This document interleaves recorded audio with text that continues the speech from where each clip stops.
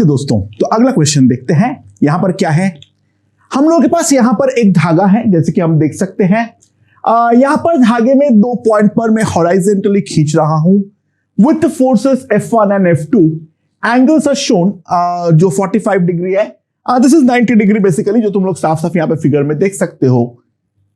अगर धागे में टेंशन जो है वो अगर हमारा 60 न्यूटन है, तो सवाल यहां पर यह है जो हमारा यहां पर F1 और F2 होगा, इन दोनों का वैल्यू कितने होंगे।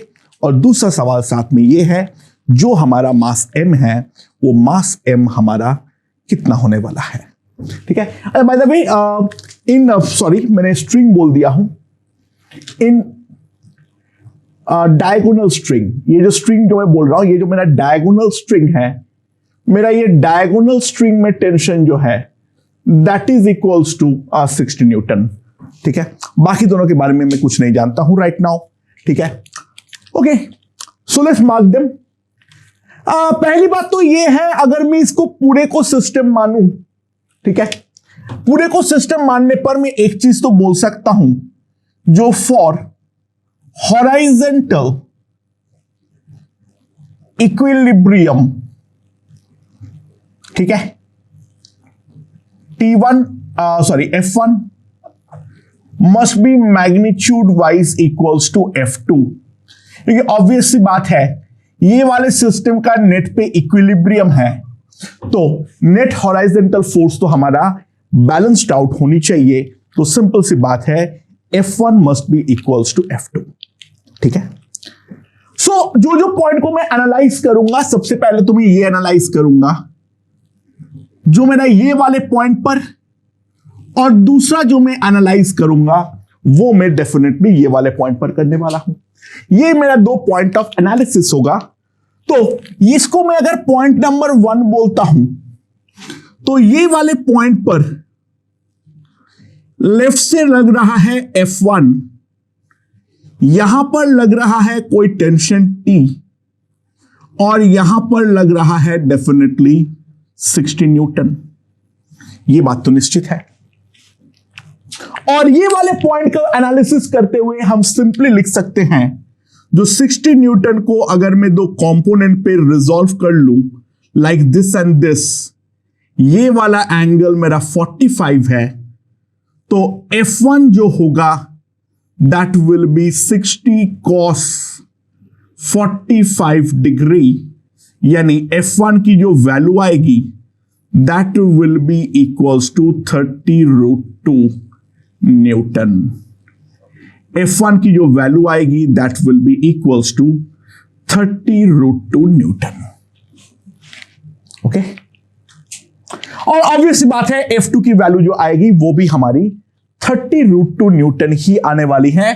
तो अब जो है मैं यहां पर पॉइंट 2 को एनालाइज करता हूं, तो पॉइंट 2 के ऊपर अगर मैं ध्यान दूं, तो यहां पर इस तरीके से डायगोनली हमारा 60 न्यूटन का टेंशन है।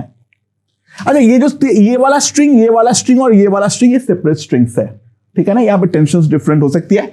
यहां पर बेसिकली हमारे कोई जॉइंट्स है, आई डोंट नो, ठीक है, राइट। सो यहां पर जो लगेगा, मैं स्ट्रिंग प्लस इसको पूरे को एक सिस्टम मान लेता हूं, क्यों ना मैं इसको मान लेता हूं यहां पर mg, और यहां पर मेरा लग रहा है 30√2 न्यूटन, राइट। तो अगर मैं 60 को 2 कंपोनेंट पे रिजॉल्व कर लूं, एक ऐसा और एक ऐसा, ये वाला एंगल भी तो मेरा 45 है, तो मेरे पास mg का वैल्यू जो आएगी दैट विल बी 60 sin 45, यानी 30√2 न्यूटन। g का वैल्यू 10 ले लूंगा तो m मेरे पास आ जाएगा 3√2 kg। So that will be the mass of the block. Okay, simple question है, कोई बहुत ज्यादा टफ तो नहीं है, मेरे ख्याल से बेसिक लेवल पर समझ में आ गया है हमें डीलिंग कैसे करनी होती है इक्विलिब्रियम कंडीशंस पे। ओके दोस्तों, अगला क्वेश्चन देखते हैं। यहां पर 2 ब्लॉक्स है मेरे पास ऑफ मास m, 2 स्ट्रिंग्स के सहारे इस तरीके से लगा हुआ है, दोनों ब्लॉक का मास m है, तो और ये दोनों धागे में जो टेंशन है वो अगर T1 और T2 है और वर्टिकल के साथ दोनों स्ट्रिंग जो एंगल बनाता है वो अगर हमारा θ1 और θ2 है, तो सवाल यहां पर ये है जो find the value of T1, T2, θ1 and θ2। Obvious बात है हमें T1 कंप्यूट करने के लिए कभी ना कभी T2 की तो रिक्वायरमेंट पड़ेगी ही पड़ेगी। तो बेटर ये है जो हम लोग सबसे पहले क्यों ना ये जो नीचे वाला ब्लॉक है इसको मैं 2 नाम दे देता हूं, ठीक है, और इस वाले ब्लॉक का 1 नाम दे दो। मैं 2 का फ्री बॉडी डायग्राम जो है वो ड्रॉ करने का ट्राई करता हूं। तो 2 के बारे में अगर हम ध्यान दें, इसके ऊपर फोर्सेस जो लग रहा है वो लग रहा है ये वाले डायरेक्शन पे लग रहा है हमारा T2, यहां पर लग रहा है mg, यहां पर लग रहा है mg, यहां पर लग रहा है mg, यहां पर लग रहा है mg। और यहां पर अगर मैं एंगल्स के बारे में बात करूं तो यहां पर एंगल जो है वो है मेरा वर्टिकल के साथ बनता है θ2। सबसे पहली बात अगर हम ध्यान दें तो मेरे पास ये आ जाएगा जो T2 cos θ2 that will be equals to mg और T2 sin θ2 ये भी मेरे पास आ जाएगा mg, राइट। पहली बात तो ये है अगर मैं इसको डिवाइड कर देता हूं तो मेरे पास ये आ जाएगा जो tan θ2 जो है दैट इज इक्वल्स टू 1, यानी θ2 मेरे पास आ जाएगा 45 डिग्री। और दूसरा इनको स्क्वायरिंग एडिंग कर लो तो मेरे पास ये भी आ जाएगा जो T2 square will be equals to mg square plus mg square. तो T2 की जो वैल्यू आ जाएगी that will be equals to √2 mg। T2 की जो वैल्यू आ जाएगी that will be equals to √2 mg। तो ब्लॉक 2 का फ्री बॉडी डायग्राम से हमारा T2 मिल गया है जिसका मुझे डेफिनेटली रिक्वायरमेंट थी, ठीक है। अब मैं अगर ब्लॉक 1 के बारे में बात करूं तो ब्लॉक 1 के बारे में अगर हम ध्यान दें तो ब्लॉक 1 के ऊपर लग रहा है ये वाला डायरेक्शन पे लग रहा है T1, जहां पर ये वर्टिकल के साथ एंगल जो बन रहा है दैट इज θ1। और क्योंकि रेदर देन T2 इसका 2 कंपोनेंट के फॉर्म में ड्रॉ कर लेता हूं। एक तो यहां पर डाउनवर्ड mg लग रहा है और एक इधर mg लगेगा हॉराइजॉन्टल। ये T2 का 2 कंपोनेंट है, ठीक है। मैंने T2 को जो दोनों कंपोनेंट फॉर्म है उसी को मैंने यहां पर ड्रॉ कर लिया क्योंकि अल्टीमेटली तो मुझे कंपोनेंट पे रिजॉल्व करनी ही पड़ेगी। और इसके अलावा वर्टिकल डायरेक्शन में हमारा डाउनवर्ड जो है वो हमारा T1 लग रहा है, ठीक है। यहां पर डाउनवर्ड डायरेक्शन में जो है वो हमारा यहां पर क्या लग रहा है, mg लग रहा है। अगर मैं कंपोनेंट पे रिजॉल्व कर लूं यहां पर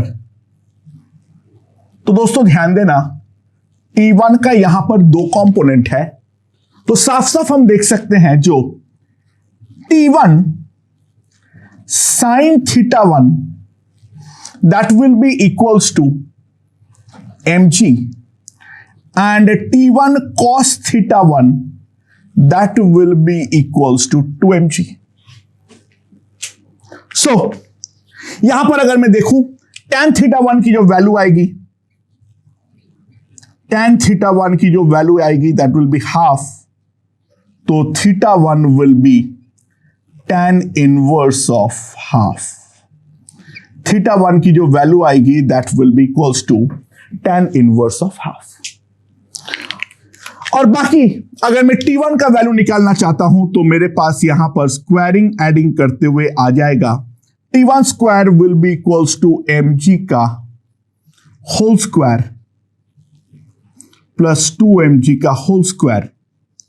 तो T1 square equals to 5m square g square, तो T1 मेरे पास आ जाएगा √5 mg। T1 मेरे पास आ जाएगा √5 mg। ठीक है, तो मेरे पास T1 का वैल्यू आ गया है, मेरे पास T2 का वैल्यू भी जो है वो आ गया है।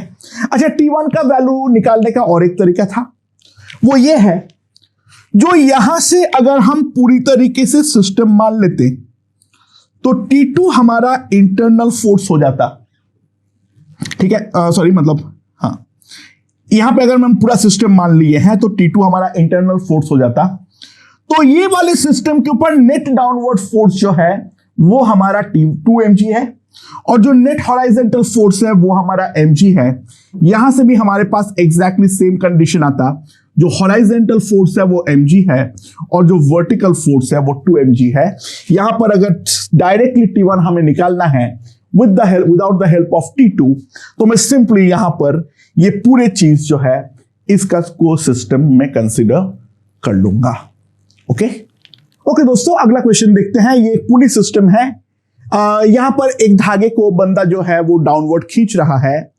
बंदा और जिस प्लेटफॉर्म के ऊपर वो खड़ा है उन दोनों का मास अगर हमारा 60 kg है, तो इन दैट केस हमें बंदे को कितना फोर्स से उसको खींचना पड़ेगा धागे को, जो कि इक्विलिब्रियम मेंटेन्ड हो और बंदा और प्लेटफॉर्म के बीच में जो हमारा नॉर्मल रिएक्शन काम कर रहा है, वो नॉर्मल रिएक्शन का वैल्यू जो है वो भी हमें निकालनी है।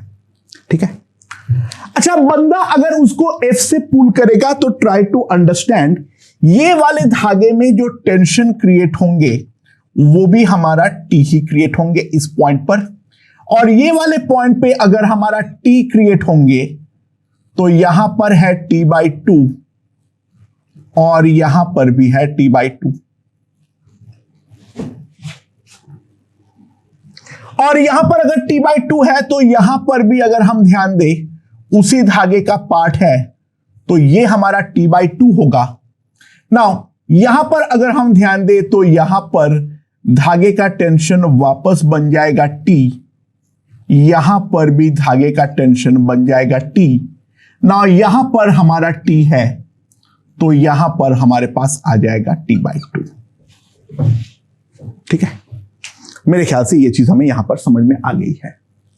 ठीक है, कुल मिला के जो कंप्लीट एनालिसिस है सारे के सारे टेंशंस का, वो सारे टेंशन का एनालिसिस हम लोग यहां पर कर चुके हैं। राइट, तो अब हम लोग एक बार प्लेटफॉर्म का फ्री बॉडी डायग्राम ड्रॉ करते हैं और साथ में जो है बंदे का भी फ्री बॉडी डायग्राम ड्रॉ करते हैं। सो अगर मैं बंदे का फ्री बॉडी डायग्राम ड्रॉ करता हूं तो बंदा अगर मान लो धागे को T से पुल कर रहा है तो धागा जो है उसको पलट के अपवर्ड डायरेक्शन में डेफिनेटली T से पुल करने वाली है,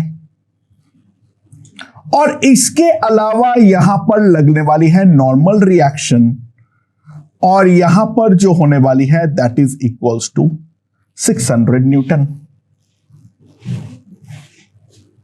ठीक है, और प्लेटफॉर्म का फ्री बॉडी डायग्राम अगर मैं ड्रॉ करूं तो ऊपर पे लग रहा है 2T, यहां पर नीचे जो लग रहा है वो लग रहा है N, और खुद का मास के कारण यहां पर भी लग रहा है 600 न्यूटन। तो पहला जो इक्वेशन बनेगा वो बनेगा T plus N will be equals to 600, और इसके लिए अगर मैं लिखूं 2T minus N that is also equals to 600। सो इन दोनों को अगर मैं सिंपली ऐड कर देता हूं तो 3T इज इक्वल्स टू 1200, यानी T मेरे पास आ जाएगा 400 न्यूटन, यानी बंदे को जितने से पुल करना पड़ेगा that will be equals to 400 newton. और T का वैल्यू यहां पर किसी भी एक पे पुट कर दो तो हमारे पास N का वैल्यू जो आ रही है that will be equals to 200 newton. जो नॉर्मल रिएक्शन काम कर रहा है प्लेटफॉर्म और बंदे के बीच में that will be equals to 200 newton. Right, okay दोस्तों, तो यहां पर एक इंक्लाइंड कार्ट है जो कि मूवेबल है। ठीक है, और उसके ऊपर एक ब्लॉक रखा हुआ है जो हमारा धागे के साथ दीवार के साथ बंधे हुए है, कहीं पर कुछ फ्रिक्शन वगैरह नहीं है, ठीक है, तो सब टेंशन मत लेना। तो सवाल यहां पर यह है एफ का वैल्यू क्या होना चाहिए जिससे कि हमारा ये वाला बॉडी जो है वो हमारा इक्विलिब्रियम पे रहे, राइट। सो मास एम का फ्री बॉडी डायग्राम अगर मैं ड्रॉ करूं तो मास एम के ऊपर क्या क्या फोर्सेस लग रहा है। एक ऑब्वियसली यहां पर लग रहा है टेंशन टी, यहां पर क्या लग रहा है, यहां पर लग रहा है डाउनवर्ड mg, और यहां पर जो लग रहा है वो लग रहा है मेरा नॉर्मल n। देखो मेन मेरा जो काम का है मेरा टेंशन टी तो कोई काम का नहीं है क्योंकि काट के साथ वो कहीं पर भी कांटेक्ट पे नहीं है। मेरे लिए काम का जो है वो तो हमारा है नॉर्मल। तो मैं रिजॉल्व कर लेता हूं mg को दो कंपोनेंट पे, एक ऐसा और एक ऐसा। ये वाला एंगल जो है दैट एंगल इज 30 डिग्री, तो ये मेरे पास आ जाएगा mg cos 30, यानी that will be equals to √3 mg/2। तो टेंशन का वैल्यू कोई पूछेगा तो वो mg/2 आ जाएगी, लेकिन वो हमारा कोई काम का नहीं है। हमारा जो काम का फोर्स है वो हम लोगों ने निकाल लिए हैं, that the normal force n is equals to √3 mg/2। और अब हम लोग एक काम करते हैं, जो ये वाले का फ्री बॉडी डायग्राम ड्रॉ करते हैं। मुझे काट का जो मास है उसके बारे में कोई आइडिया नहीं है और मुझे उसके आइडिया करने का कोई इच्छा भी नहीं है। द रीजन बीइंग यहां पे जो जमीन का अननोन नॉर्मल है वो अननोन नॉर्मल जो है वो उस कैपिटल mg को बैलेंस कर लेगा, ठीक है, वो मेरे जानने की जरूरत नहीं है। जो मैं केवल और केवल काम के फोर्सेस है वही मैं ड्रॉ करता हूं। ये है मेरा n और ये है मेरा f। वर्टिकल पे mg और जो जमीन वाला n1 है वो मैं यहां पर ड्रॉ ही नहीं कर रहा हूं। I am considering only for the horizontal, vertical will be self adjusting, I don't care, ठीक है। सो नाउ इफ आई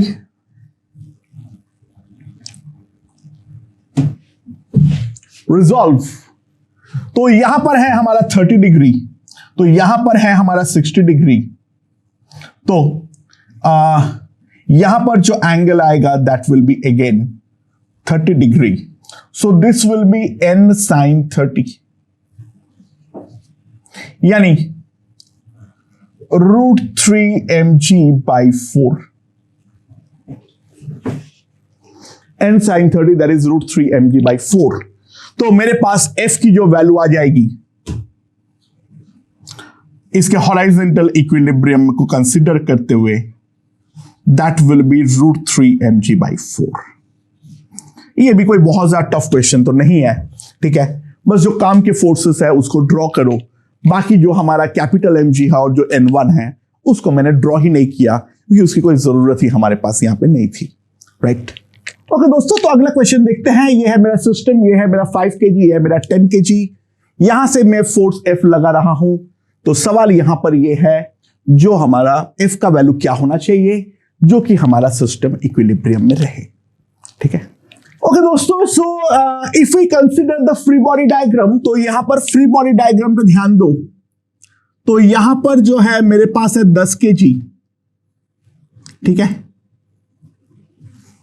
तो यहां पर मेरे पास क्या आएगा, यहां पर आ जाएगा मेरे पास n1 और यहां पर मेरे पास क्या आ जाएगा इसके परपेंडिकुलर डायरेक्शन पे n2, और इसके अलावा यहां पर जो है that is equals to 100। Now obvious बात है यहां पर n2 का साफ साफ हमारा दो कंपोनेंट है, एक ऐसा और एक ऐसा।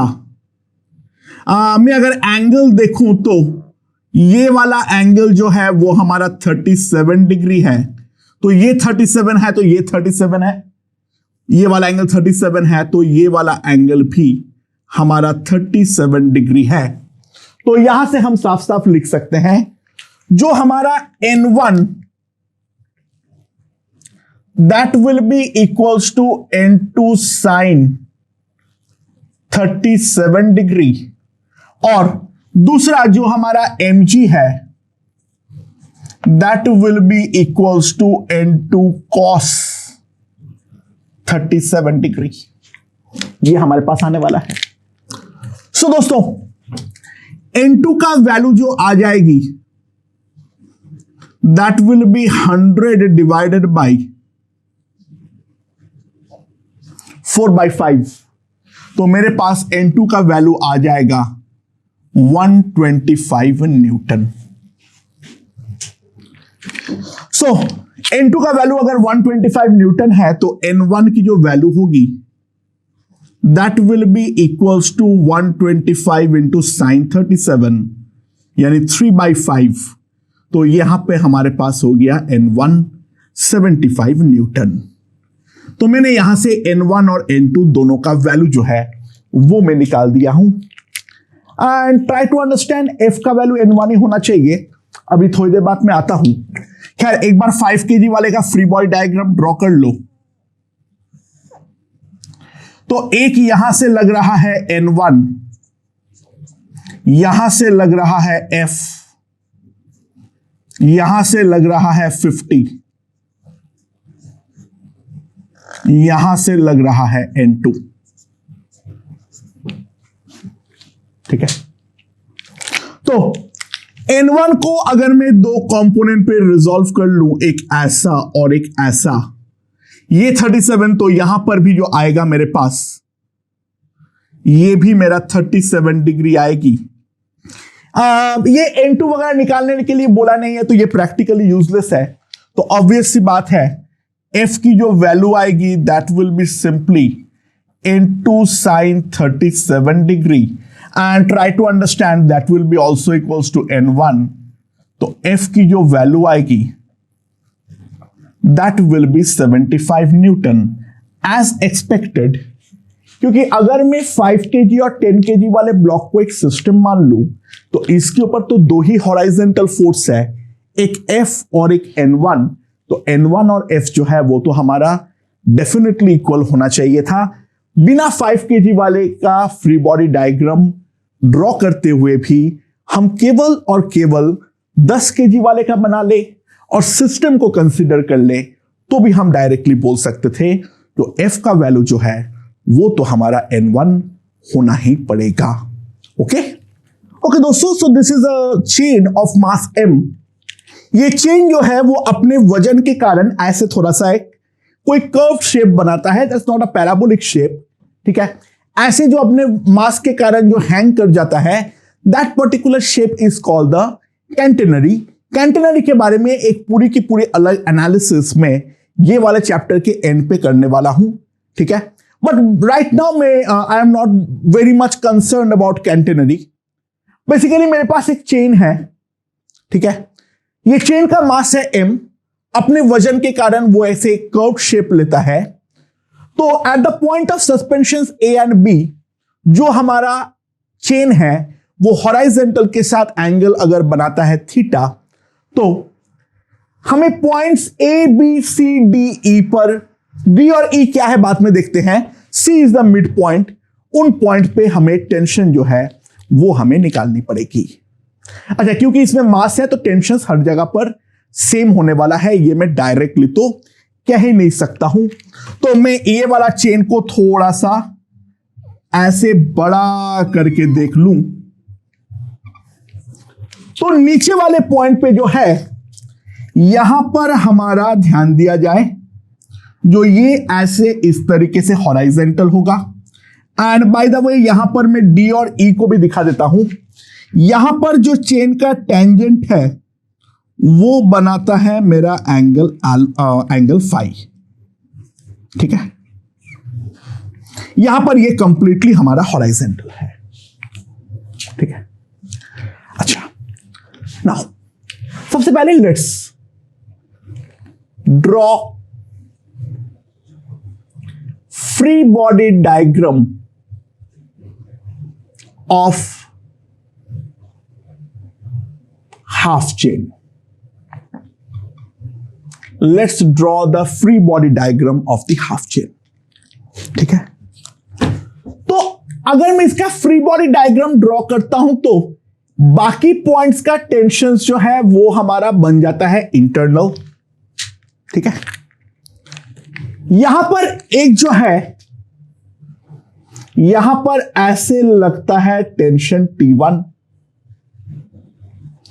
यहां पर लगता है टेंशन T2, यहां पर जो टेंशन लगता है वो है मेरा इस तरीके से T2, और कोई एक पॉइंट से आई डोंट केयर, यहां पर डाउनवर्ड डायरेक्शन में वर्टिकल फोर्स जो लगेगा that will be equals to mg/2, क्योंकि आधे वाले का मास जो होगा वो तो मेरा m/2 होने वाला है। एंड ट्राई टू अंडरस्टैंड, यहां पर जो हमारा एंगल बनेगा this is theta, so this is also theta.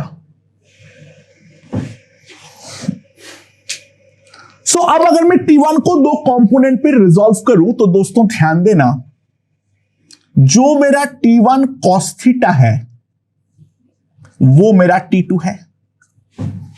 T1 कौन लगा रहा है इसके ऊपर, दीवार इसके ऊपर लगा रहा है, क्योंकि अगर रो हमारा चेन जो है वो दीवार पे T1 लगाएगा तो थर्ड लॉ से दीवार भी पलट के T2 लगाएगा, और राइट वाले पे कौन लगा रहा है, the second half part of the chain, right. और यहां पे हॉराइजेंटल है तो T2 का डायरेक्शन भी इंस्टेंटेनियस टेंजेंट की इक्वल होगा, अलोंग होगा, तो यहां पर मैं लिख सकता हूं T1 cos theta equals to T2, और T1 sin theta will be equals to mg/2।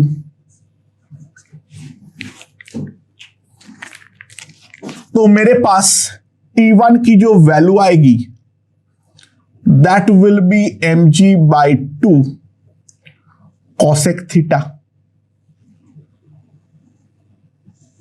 Right. और T2 की जो वैल्यू है that will B T1 cos theta, तो मेरे पास T2 की जो वैल्यू आ जाएगी that will B mg/2 into cot theta. तो ये मेरे पास T1 की वैल्यू आ जाएगी और ये मेरे पास T2 की वैल्यू आ जाएगी। अच्छा, अब ये पूछा है जो ये वाले पॉइंट पर हमारा, जहां पर ये हॉराइजेंटल के साथ फाई एंगल बनाता है, कहां पर बनाता है आई रियली डोंट नो, ठीक है, लेकिन जहां पर भी बनाता है वहां पर टेंशन की वैल्यू कितनी होगी, तो वो अगर मैं निकाल रहा हूं तो सिंपली एक काम करो, वो वाले पार्ट को तोड़ लो, तो यहां का टेंशन है मान लो T3, जो कि हमारा एंगल फाई के लिए फाई बनाता है, और यहां पर है T2, और आई डोंट नो यहां पे ये जो पार्ट कटा है इसका मास सपोज कुछ m' है, I really don't want to know, but the horizontal tension component will remain same throughout, क्योंकि ऑब्वियस सी बात है यहां पर भी हम ध्यान दे सकते हैं, what ever be the value of m' I don't care, I can definitely write that T3 cos phi will be definitely equals to T2. So the horizontal component of the tension remains same at all possible points.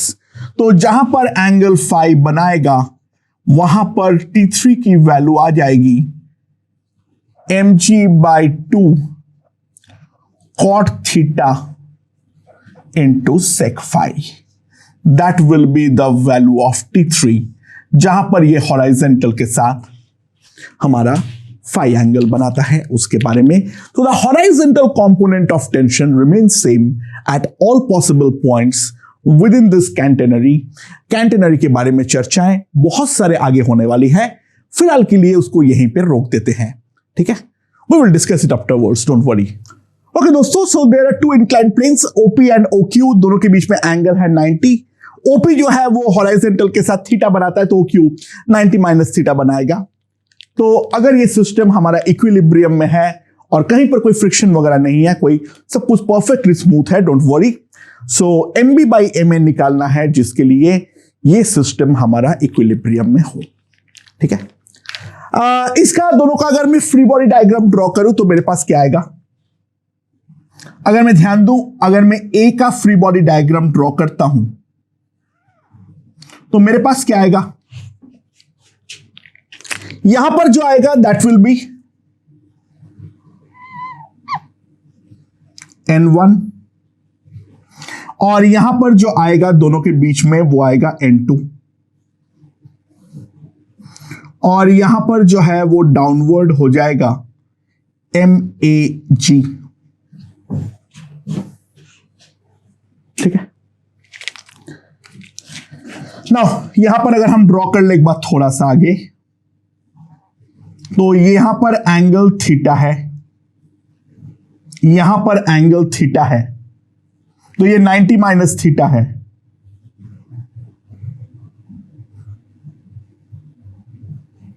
तो यहां पर भी हमारा angle theta आएगा, यहां पर angle theta है, तो यहां पर भी एंगल जो आएगा वो मेरे पास थीटा ही आएगा, क्योंकि ये 90 माइनस थीटा है। तो सबसे पहली बात जो मैं लिख सकता हूं that is N1 cos theta MAG और N1 sin theta that will be equals to N2। Now similarly अगर मैं यहां पर MB का फ्री बॉडी डायग्राम ड्रॉ करूं तो मेरे पास क्या आएगा,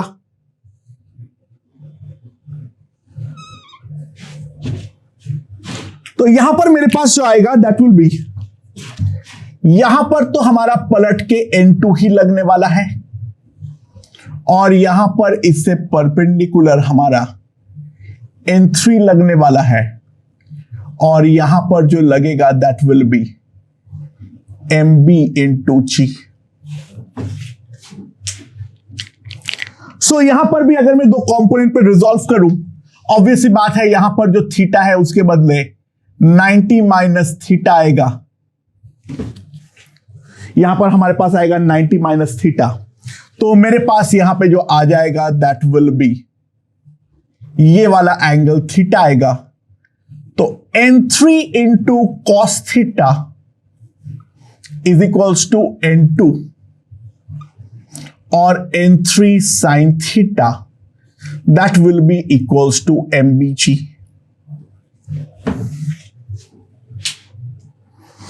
अच्छा, अगर हम ध्यान दें तो यहां पर मैं अगर tan थीटा लिखूं वो मेरे पास आ जाएगा N2 बाई MBG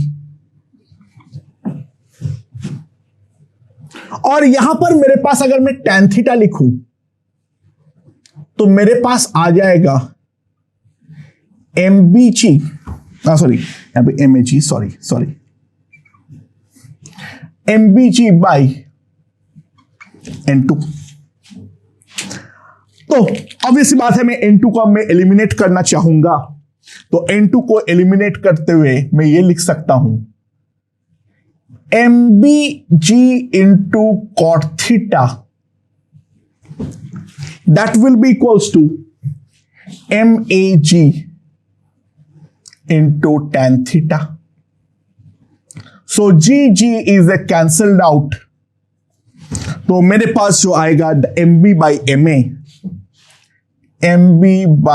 MA जो होगा that will be equals to tan square theta. ठीक है, MB बाई MA का वैल्यू जो आ जाएगी that will be equals to tan square theta. Okay दोस्तों, तो यहां पर मेरे पास दो मासेस है M1 और M2। ठीक है, यहां पर जो एंगल है वो है हमारा अल्फा, ये वाला एंगल है 30 डिग्री, जी हमारा वर्टिकल डायरेक्शन पे है, दिस एंगल इज 90 डिग्री। दो मासेस M1 और M2 धागे के सहारे बंधा हुआ है, सिस्टम जो है वो हमारा स्टैटिक इक्विलिब्रियम में है। तो सवाल ये है मेरा, अगर स्टैटिक इक्विलिब्रियम में है तो धागे पे टेंशन कितनी है, और दूसरा जो अगला है हमारा जो एंगल अल्फा बनता है वो हमारा कितना बनता है। ठीक है, चलो M1 और M2 दोनों का हम फ्री बॉडी डायग्राम यानी यहां पे ड्रॉ करने का ट्राई कर लेते हैं। अच्छा, M1 के ऊपर क्या क्या लगेगा, M1G, तो यहां पर तो ये 1 न्यूटन हो जाएगा। यहां पर लग रहा है धागे का टेंशन T, और एक हमारा यहां पर आ जाएगा N1। दूसरा अगर हम ध्यान दें तो यहां पर आ जाएगा मेरा 3, यहां पर जो हो जाएगा दैट विल बी टी, और यहां पर जो हो जाएगा दैट विल बी N2। ठीक है, सही में। तो यहां पर दोनों के दोनों हमारा इक्विलिब्रियम में होना चाहिए। तो पहले ये वाले को देख लेते हैं हम लोग। सो यहां पर इस वाले पॉइंट से हमारा है 1, यहां पर इस तरफ है N1, और यहां पर जो है मेरा आएगा टेंशन T। ये वाला एंगल जो है दैट इज अल्फा। तो मैं सबसे पहले जो काम करूंगा वो ये है, जो मैं यहां पर सब कुछ को ये वाले के अलोंग और परपेंडिकुलर रिजॉल्व करूंगा, because I am really not interested in N1। वो मुझे कहीं पर पूछा हुआ नहीं है, तो मैं ये 1 को भी रिजॉल्व कर रहा हूं इसके अलोंग और इसके परपेंडिकुलर। ये वाला एंगल 30 है, तो ये वाला एंगल भी 30 है। तो ये 1 है, तो यहां पर ये वाला फोर्स हाफ है। और सिमिलरली मैं टेंशन को भी 2 कंपोनेंट पे रिजॉल्व कर लेता हूं, एक ऐसा और एक ऐसा। This will be T cos alpha. तो मेरे पास सिंपली आ जाएगा जो T cos alpha equals to half. बाकी N1 के वैल्यू को लेकर मैं इंटरेस्टेड नहीं हूं। मुझे पूछता तो मैं ये वाला इक्वेशन लिखता, but perpendicular to the incline लिखने का कोई फायदा ही यहां पर डेफिनेटली नहीं है। एंड सिमिलरली यहां पर अगर हम ध्यान दें तो ये वाला एंगल जो है वो हमारा 60 डिग्री है। तो यहां पर क्या होगा, यहां पर हमारा 3 होगा डाउनवर्ड, यहां पर हमारा T होगा, और यहां पर हमारा N2 होगा। ठीक है। सो यहां पर अगर मैं एंगल देखूं तो ये 60 है, और ऑब्वियसली ये 90 माइनस अल्फा है। ऑब्वियसली ये वाला जो है वो मेरा 90 माइनस अल्फा है। तो मैं 3 को अगर 2 कंपोनेंट पर रिजॉल्व कर लेता हूं, तो ये 60 है, तो ये भी 60 है। तो ये मेरे पास आ जाएगा 3√3/2। और टेंशन को अगर मैं 2 कंपोनेंट पे रिजॉल्व कर लेता हूं, तो ये वाले डायरेक्शन में आ जाएगा मेरे पास T cos 90 minus alpha, so that will be T sin alpha. So again मैं इस डायरेक्शन के अलोंग अगर बात करूं तो मेरे पास T sin अल्फा हो जाएगा 3√3/2।